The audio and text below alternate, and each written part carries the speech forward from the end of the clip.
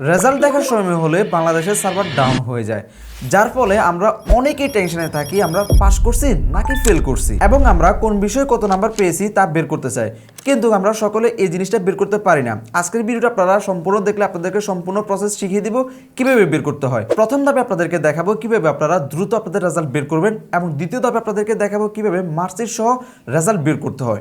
ওকে, এর জন্য আমরা প্রথমে যে কোনো ব্রাউজারে চলে যাব। ব্রাউজারে গিয়ে আমরা সার্চ করব eboardresults.com। ওয়েবসাইটটি ভালো করে দেখুন, ওয়েবসাইটে চলে আসবেন। ওয়েবসাইটটি সাধারণত ডাউন খুবই কম হয়। ওয়েবসাইটে আসার পর প্রথমে আপনাদের বোর্ডের নাম দিবেন, তারপর এখান থেকে আপনি এসএসসি বা দাখিল সিলেক্ট করবেন, এরপর আপনি কত সালের পরীক্ষার্থী তা সিলেক্ট করবেন। এখান থেকে আপনি ইন্ডিভিজুয়াল দিবেন। যদি আপনার ইনস্টিটিউটের রেজাল্ট বের করতে চান তাও পারবেন। এখান থেকে ইনস্টিটিউশন রেজাল্ট এখানে ক্লিক করবেন, তারপর আপনার ইনস্টিটিউটের যে একটা EIIN নাম্বার আছে এই নাম্বারটা দিবেন, আপনার স্কুলের ফুল রেজাল্ট চলে আসবে।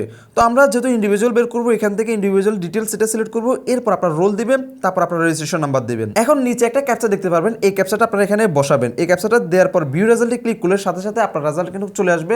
এখানে অনেক বোর্ড আছে যারা সাথে সাথে কোন বিষয়ে কত নাম্বার পেয়েছেন তা দিয়ে দেয়, কিন্তু অনেক বোর্ড আছে তারা দেয় না। কোন বিষয়ে কত নাম্বার পেয়েছেন তা দেখতে হলে আপনি চলে যাবেন আবারও যে কোনো ব্রাউজারে এবং সার্চ করবেন techbahar.com। এই ওয়েবসাইটটিতে আসার পর উপরে দেখতে পারবেন একটা সার্চ অপশন আছে, এখানে ক্লিক করবেন। এরপর এখানে আপনি লিখবেন এসএসসি, এরপর এখান থেকে আবারও সার্চ এখানে ক্লিক করবেন। তারপর দেখতে পারবেন যে এসএসসি রেজাল্ট 2026 মার্কশিট সহ দেখুন। আপনারা এখান থেকে ক্লিক করে আপনি কোন সাবজেক্টে কত নাম্বার পেয়েছেন তা বের করতে পারবেন। ভিডিওটি আপনার বন্ধু বান্ধবের কাছে শেয়ার করে দিন যাতে তারাও আপনার মতো দ্রুত সবার আগে রেজাল্ট দেখতে পারে।